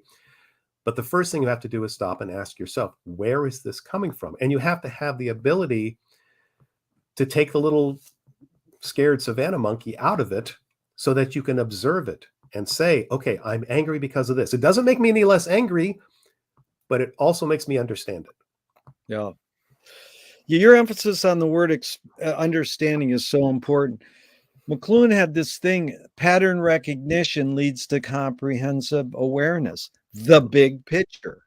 And I see that's what you've done a lot. You look at the big picture. What's the most significant difference between men and women, physical aside? What is it? Oh, men are from Mars, women are Toyota. No, women are from Venice, men are from Mar Vista. There you go. It's a very interesting question, for a number of reasons. Especially these days, when we're talking about artistic interpretations and diversity. I have received compliments from people on how I write women, for example. However, even though I appreciate those compliments, I tell people, well, I'm not writing a woman, I'm writing a character that is a woman. That's my first approach. But the first thing I do when I have to write a character like that is I tell myself I am not a woman. I am not that person. The same thing I do when I write other cultures and other races. I can research as much as I possibly can, but I'm not. I will not have that viewpoint. So I constantly remind myself, and I've told this story to others about one of my close friends, an amazing writer, a woman. And when I would write a script which had a woman featured in it, and I would make it perfect because I did all my research, talked to all my female friends, got all this, everything perfect. I would hand it to her and I would say, now tell me where I left the toilet seat up. Wow, that's good. I'm not going to catch that one. It's not my nuance. So there is a perspective difference between male and female. There is a physiological evolutionary difference that goes back to, again, Desmond Morris, the anthropologist, if you read his work, goes back to our primal selves of the hunter and the nester, the reproductive aspect and the protective aspect. And people confuse that. They look at that and they say, okay, well, that's what it always is. No, you start overlaying socialization and community and awareness, and it becomes incredibly, incredibly complicated. I find the differences between genders and multi-genders now as being a fascinating commentary on our inner mind, rejecting a lot of the restrictions that we have had all of this time, a lot of the conformity. We're still fighting it today. So that perception of the difference between the two, for me, is a fascinating ground to be explored for everybody. Unfortunately, it's used a lot for hatred, as we are humans, but trying to define what those differences are. And I've wandered a little bit from the original question, but it kind of goes back to, are we at the core merely a makeup of our physical beings going back through history all the way to our beginnings? Or are we actually achieving the top of the pyramid for Maslow, which is self-actualization, where none of that matters? Yeah. So well put. Thank you. There's a line, Stephen, that goes, you create what you resist. Bob Goldthwait, the comedian, morphed it into, you are what you hate. Yeah. James Joyce said, it's a curious thing how your mind is super saturated with the religion in which you say you disbelieve. And Louis Buñuel nailed it. He said, thank God I'm an atheist. So this line that goes, you create what you resist. I'm not saying you, Stephen, but one creates what one resists. Any thoughts on that idea? I think that part of that idea is that we always want to play in a playground that we're not allowed into. Yeah. So whether it's literally we are not allowed there, but we want to fantasize of what it would be like, or whether it's we have that one side of us that prevents us from going there, but I'm going to play with it here. Yeah. It kind of goes to the core of, you'd be surprised how many authors of erotic literature are actually people who are, religiously based and very, very what you would think of as being, they're very conservative people. And I don't mean politically conservative. No. But they realize that they will not allow themselves to go in that playground, but they get to play the fantasy of going into that playground. Yeah. You're really smart, man. I'm learning so much. These are 5. No, but I'm serious. I'm very sincerely thanking you. I've learned so much, Stephen. It's really been a pleasure. And so these are 5 quick Alan Watts questions, just off the top of your head in a couple words. Oh, couple words? Yeah. Have you been listening to this broadcast? Okay. I'm saying, flipping, McLuhan said, carefully make plans, then do the opposite. Just try. Okay, here we go. First one. Who started it all? I did. Actually, I think it was a guy named Bernie Yago. He had a diner in Jersey. Who started it all? I mean, obviously, who started it all? All his interpretation is who his interpretation is. Again, let's go back to the reality of the only thing you can count on, which is in here. So therefore, you have started it. For all we know, this moment in time is the only thing that exists, and everything is a memory that has been incorporated, and all the future ambitions you have are being programmed into you. Nothing else exists, so it always comes back to you. You started it all. Beautiful. Second, are we going to make it? Yes. 3, where do we put it? Okay, my first response. Forget that one. this is going to sound flippant, but it's not. In the happiest place you can find. Beautiful. 4, who's cleaning it up? Our fears. Wow. Is it serious? Yes. I Beautiful. put that in that particular phraseology because if it's your existence, it's very serious, but it doesn't mean you have to be serious about it. About it. Yeah. As Frank Zappa said, I'm very serious about being not serious. There you go. Yeah. I always love those little contradiction type of phrases like that. It's like, Yeah. Somebody told me I should write comedy, and I said, oh, I should sit down and write stand-up, or I should get serious and write comedy. Yeah, I should sit down and write stand-up. That is good. Well, let's go there for a second. In fact, Gurdjieff said laughter's a reconciliation of yes and no. But McLuhan loved to quote Steve Allen, great early TV pioneer. He said, behind every joke, there's a grievance. Now, I don't like the word every there, but what's your thoughts on that line? Behind every joke, there's a grievance. I do actually tend to agree with that. The only real harmless joke are limericks. Those are the real harmless ones. I shouldn't say limericks. I'm sorry, puns. Limericks are actually intended to be a grievance. Are puns. And the only one they injure are the people who listen to them. They're like, oh, God, can't believe you said that. But limericks, I wanted to use that as an example. Limericks have a basis in some sort of grievance. There's always a commentary with good humor. There's always an awareness. So something has to be turned on its head. And if you just accept it blindly, and if you're happy with it, you have no intention of turning it on its head. So why make the comment? So I lean toward the Steve Allen idea on that one. Yeah. How about this, Stephen? The question I've asked, I'm going to suss it out a little, is can satire be destructive? Now, we know if you do a certain cartoon in a certain country and they kill you, some people think death is destructive.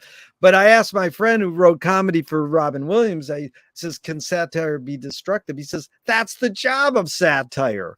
So Swift compared satire to a mirror in which every our own. And Frank Zappa nailed it. He said, watch the Nazis run your town. Now go home and check yourself. You think we're singing about somebody else. So what's the function of satire?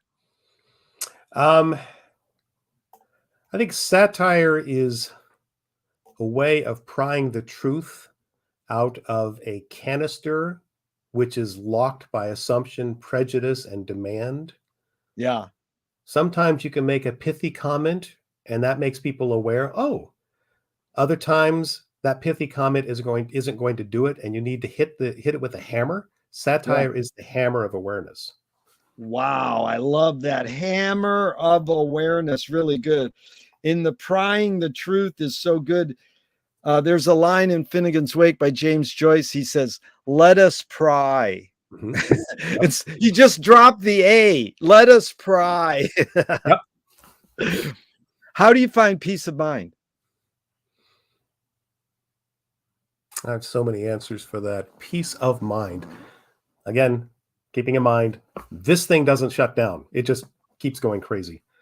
My acceptance to what's going on up here, as opposed to trying to fight it, trying to control it, just rolling with it, that gives me a peace of mind. I've long since trying to structure that. But I will tell you that over the course of my life, and this will sound however it sounds, but it's absolutely true. Being with my wife gives me peace of mind. Yeah, it's beautiful. On what occasion do you lie? I just did. No, I'm kidding. No, I'm kidding. Hold on a second. You're busted, dude. I know that. Is she going to see this? Oh my God. Yeah, I always say this line. It's a funny line, though. People go, I was just kidding. I go, there's no such thing as kidding. Well, it's a good question because there are always, excuse me, I'm just turning on my little truthometer back here. There is always a question of what level of lies do we tell? It's like, do I tell something that is maliciously a lie? Do I tell something that's a protective lie? Do I tell what they refer to as a white lie? Yeah. Um, so I have made certain parameters in my life about how I would lie. Um, One of the things I realized early on in my life, as we have acknowledged, is I was a really good storyteller. Not only that, I was convincing. I was very convincing. And I realized that I could do this so well um, that it was kind of dangerous. And I made an agreement with myself. I said, if I ever did this as a joke, if I ever lied to somebody or punked somebody, told them something that was just like a total lie, and sold it, I would not let them leave the room without telling them the truth. Yeah. Now that's in play. That's kind of pranking somebody. Yeah. Um, I want to say no, I never tell lies, but that would be a lie in itself. Yeah. There are certain ways you can manipulate the information or a response to something where you are effectively lying to the person, but it depends on the nobility of the reason. So Yeah. everybody wants to believe they have a nobility of reason when they lie. Yep. That's that's a judgment call for each individual person. I always look at it from this perspective. Will I be able to survive the accountability when it's discovered it's not a lie? Yeah.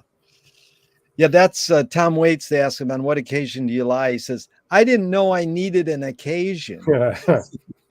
But another woman said, that's called manners. It's actually a question I got from Marcel Proust. So here we go. A few more and we're out of here. Thank you Okay. so much, Stephen. No problem. If you were walking down the street today and you met yourself as a 12-year-old, what would you say to your 12-year-old self?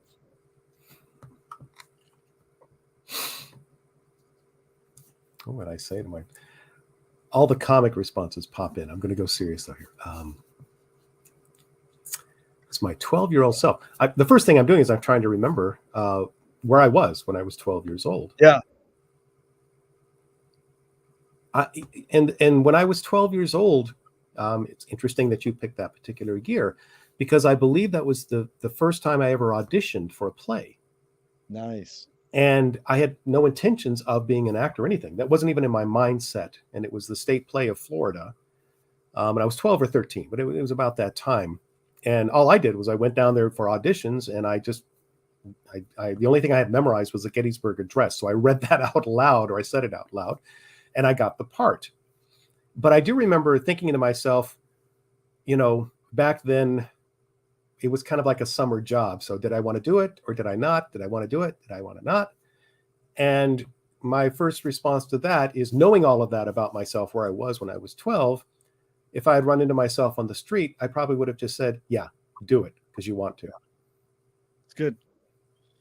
Which way should toilet paper come off the roll, over or under? Over the top. This is not even a debate. I'm sorry. Let's stop this right now. Over the top. Not just because of the patent design, but also because of the accessibility about it. Unless it's in a public restroom, in which case it doesn't matter, because it's going to end up being that long rope-like, hemp-like thing when you finally pull it out, which is totally useless. Very good. You covered all my responses. Okay. If a publisher was to release your autobiography off the top of your head, what would the title be? I didn't see that coming. They want to scent the glue in the binding. What smell? They want to scent the glue in the binding. What smell? Bulgari Soie. What is that? It's a lot of things throughout my life just kind of happened, and because people responded to them, I kept them the way they were. One of them is being the hat. I always wear a hat because it's become my brand of the business, but it's because everybody kept commenting on the hat, and it becomes an issue if I don't wear this type of hat. The other thing was going through all of these different colognes as you're a teenager and as a young adult, and you're on the dating mating scene. You basically buy whatever you think smells okay. And then one day I bought this thing, and I'm giving an ad out for you if the company wants to pay me. It's from a company called Bulgari, and it's called Soie. Yeah. And so I spritzed a little bit about that, and I got so many people leaning into me going, oh yeah, oh yeah, oh yeah. So that kind of became one of my signature odors. Very good. If a statue was built in your honor, where would you want it displayed, and what would it be made of? If a statue was built in my honor, I wouldn't want one to be built in my honor.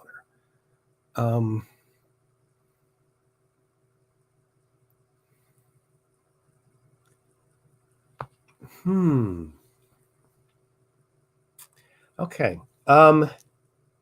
Two things. One, I wouldn't want a statue. And the reason I don't want that is because for me, many times statues can be aspirational things, which are still inanimate things, but people look at them and they start instilling all sorts of things into them that perhaps never existed in my life.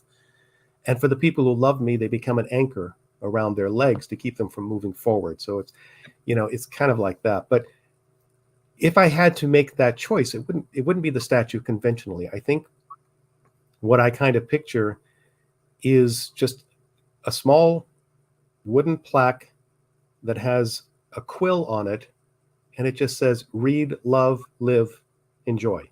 And that's it. Nice. Beautiful. And tell me something good. That was mind-blowing, dude. That was so good. I love that. Tell me something good you never had and you never want. Something good that you never had and you never want. Boy, this sounds like one of those logic riddles. I love logic riddles. Something that you... It's good. You never had it, yeah. but you never want it. Yeah. Yeah. I mean, we can always go back to what I talked about earlier, goals, Yeah. You always want goals, but I don't want to have them. I don't want to accomplish them. I want the journey. I want that to keep going. Yeah. So, yeah. That's a good one. I think that's pretty what it comes back to, because we had a longer discussion. Goals is a good answer. But living in life. Stephen, you know the answers I get the most? Money, fame, and heroin.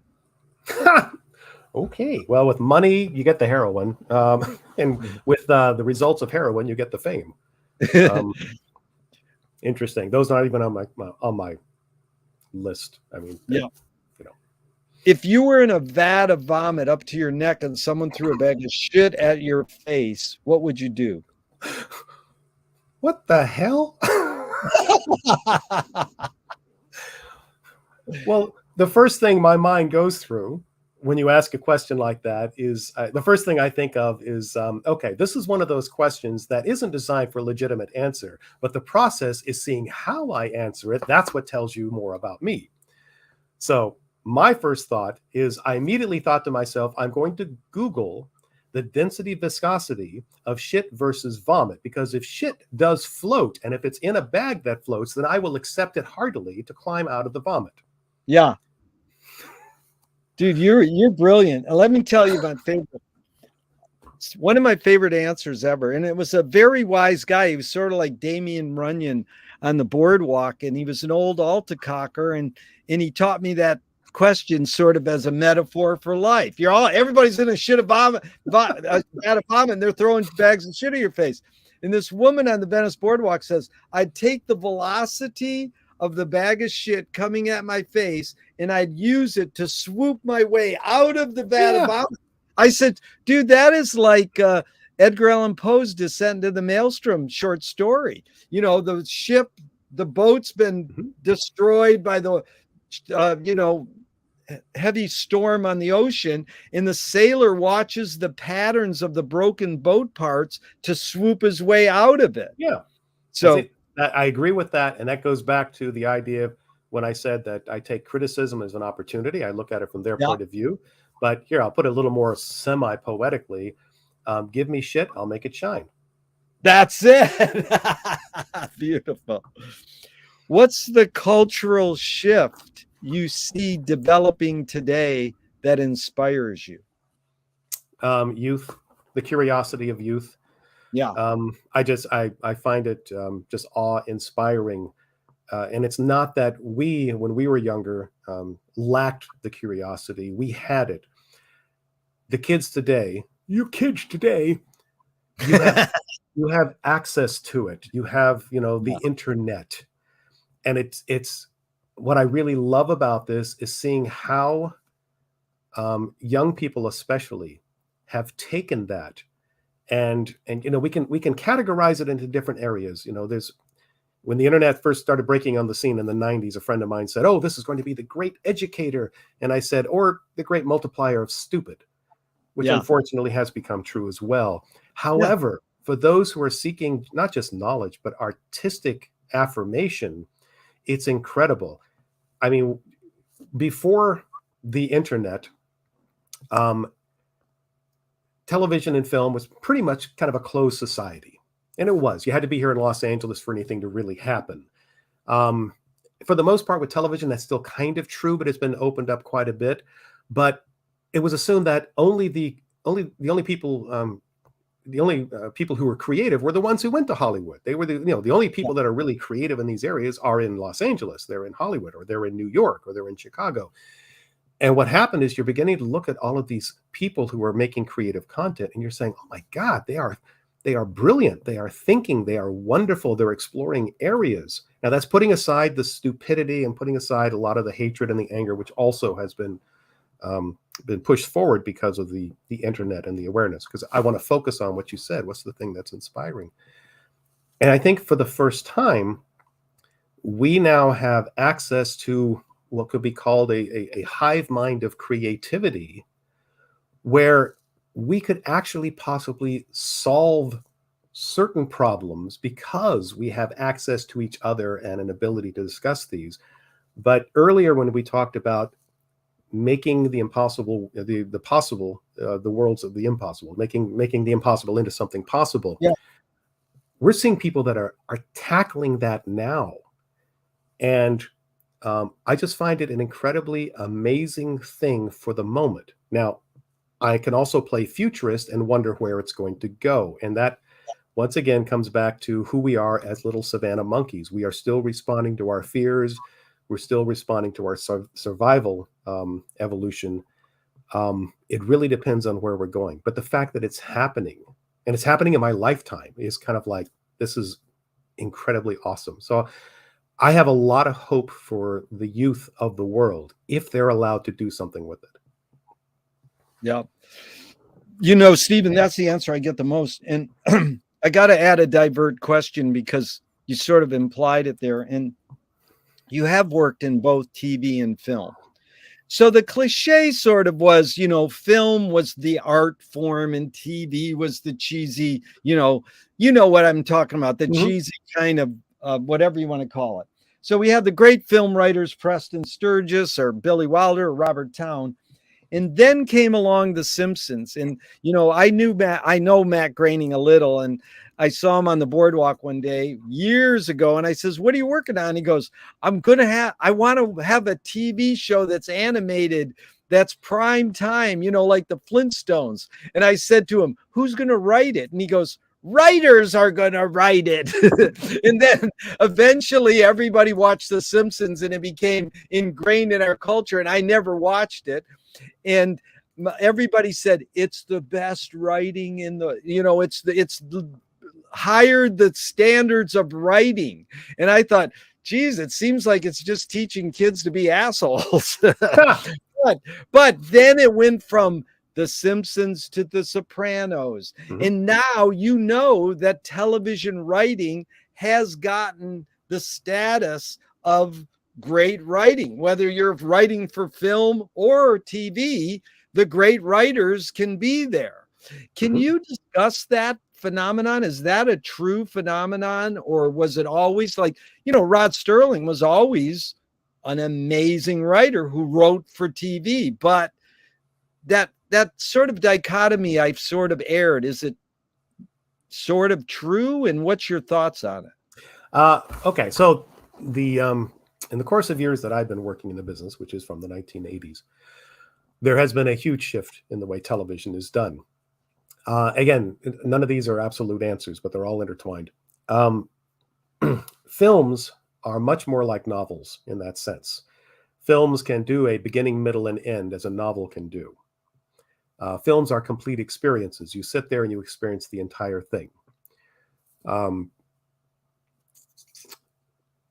Television, however, back in the 80s and the 90s was what was referred to as episodic. And episodic basically meant that every episode, usually, for what I was doing, 1 hour long, had to stand alone. You could not tell a continuing story. You could not push the character arcs very far. And the reason for that is because it was advertiser based. So people were paying money. The advertisers were paying money depending on how it did in the ratings. Then it was sold into secondary syndication, which is when your local station starts airing these episodes way after it was on prime time. The local stations want to air these things out of order at times because, this is a great episode for the Thanksgiving, and we know this one will play here. So they air them out of order. That's the reason why you can't tell a continuous story. You can't tell an arc in these particular stories. They were episodic. Also, the fact that it was somewhat free. You just put up an antenna and these things spilled into your living room. For human beings, that gives it less of a credibility. If you're giving it to me free, then it must not be worth anything. That's the logic. Now, what has happened, though, is that we have started to get into the era, we are actually firmly in the era of serialized television. And that will mean that you have an entire season that may be 8 episodes, 10 episodes, 12 episodes, but they tell a story over that entire time. They tell an arc much like a novel. Yeah. They are harder to get invested in because in a novel, the threads have to be laid down very carefully because it's huge. Same thing in these serialized things. So it usually takes like 2 or 3 episodes before somebody is locked in. That's why binging is so important. You can binge an entire series. But now they're told in a much more complete storytelling. There is a beginning, middle, and an end with a little question mark that basically is reserved for we might keep going if the ratings are good. Also, it's not advertiser-based as much anymore. They're trying to get back to that now, which I actually hate that aspect, even though it means more money for us because of residuals. But when it was subscriber-based, they didn't depend on the advertisers. They basically said, here's our subscription base. This is the money we have for production, so go do it. So it became much more like filmmaking. In essence, you're telling a story in 10 hours. You're telling a visual novel in 10 hours. So that change has been incredibly significant in the way television especially is regarded. But I will go back to those times, even when television was considered to be, there's a rare show that is considered very good, but it's still television. Somebody once said to me, they said, film is art. Television is furniture. Yeah. And my response was, you try living without furniture. Yeah. It is kind of an artistic interpretation that has allowed itself to grow. But at one point, it was more like a tabloid presentation as opposed to, a full journal. Now it's being allowed to become a full journal. So that's what I think. That's where I think it has gone. Now it is going to go back to being somewhat advertiser based, and they're trying to figure out exactly what that is. It's basically all about money. Let's be honest. So you're going to pay a subscription fee to watch something that's going to have commercials in it, and you sit there if you're my age and scratch your head and say, "Wait a minute, wasn't the promise of all of this was commercial free because we're paying for it?" Yeah. No, that was really well put, because you got into that point where the great writers now get legitimacy, whether they're in film or TV. Well, the great writing does. This is another thing about writing as for the media. Writers are often completely ignored in the process. Keep that in mind. For television, writers basically were producers on television because of how quick things had to happen. Yeah. But if you go up somebody on the street and ask them to name their top 5 directors, they could probably do it. If you ask them to name the top 5 screenwriters, unless they're also directors, they probably can't. Yep. But I'll leave you with this. But I'll put this into the mix. For the award ceremonies, for the Academy Awards, for example, these are your popularized and publicized categories: best actor, best actress, best director, best screenplay. 3 of those are people. 1 is a thing. Yes. Best Wow. screenwriter. So that's how we're kind of regarded. And screenwriters kind of don't like that. Yeah. Amazing. I got two more and we're out of here. What a pleasure, Stephen. Just unbelievably. It's I'm been fun. so kind of you to share your time. So Thornton Wilder, a playwright, 1928, said, "Art is confession. Art is the secret told. But art is not only the desire to tell one's secret, it's the desire to tell it and hide it at the same time." Now, normally, what I say at this point, I go, "You've laid your cards on the table for 90 minutes, Stephen. I'm not insinuating you I haven't already answered this. What's it really all about for you?" But you've been so articulate for 2 hours telling me what it's really all about for you. I would like you to just comment on that quote in that, I'm sort of implying that the interviewee hasn't laid their cards on the table completely, that there's something deeper they can tell me what it's really all about. But I think you started with, the first question, what it's all about for you was, being humane, you know, actually you started with a joke. That was the best thing. What's the best thing for you? But this idea, art is confession, art is the secret told. But art is not only the desire to tell one's secret, it's the desire to tell it and hide it at the same time. Any thoughts on that, Thornton Wilder? I'll tell you how it affects me just hearing that. I think what it means for me is that, especially with plays and dramatic plays. I mean, I'm thinking of like Desire Under the Elms, for example, kind of an obscure Eugene O'Neill play. What you are doing is that you are sharing a secret, using the word secret in the sense that it's something that we have to hide from others and we have to hide from ourselves. By sharing that, it no longer qualifies as a secret. However, this is the significance of the audience. It's understanding that somebody else has that secret and that I can, again, using the word, resonate with them. I find communion with them. That playwright has touched a part of me that nobody else knows about. And we now share a secret. Yeah. Share it. That is so intense. Yeah. You find a commonality, even though it might be hidden, and you share it. That's that universality. Yeah. That's beautiful. What gives you the most optimism? Well, I put on my pants this morning. That's kind of encouraging with the way things have been going lately. I don't know, see, so much of this gets into philosophy, obviously about the individual. And, one of the things about philosophy, if I can just give you a definition on that real quickly before we get back to that, or actually it joins right into it. So many of the questions you've asked, which are great. I love the way that you ask them and the way you reference them, because many of them at their core are philosophical questions for ourselves. Storytelling is actually philosophy at its utmost. And the reason I say that is my definition of philosophy is that philosophy is the art of taking the obvious and turning it into a revelation. So art does that. It takes our mundane world and turns those little mundane little bits of it into an absolute revelation, another perspective, another way of looking at it. So for me, it's kind of like I wake up every day and I realize I have a world filled with those revelations if I go look for them. Yeah. I can't stop the perspective thing. Going back to the joke that I said earlier, when you asked me that question about human beings, my mind forego the obvious. And it went, where can I go with this? What's the question that I could ask that would then turn it back on you and say, well, I didn't think about how could somebody answer that? Every day is filled with that. And it is what the writers refer to as the magic what if. Everything is mundane until you get to that question. But what if?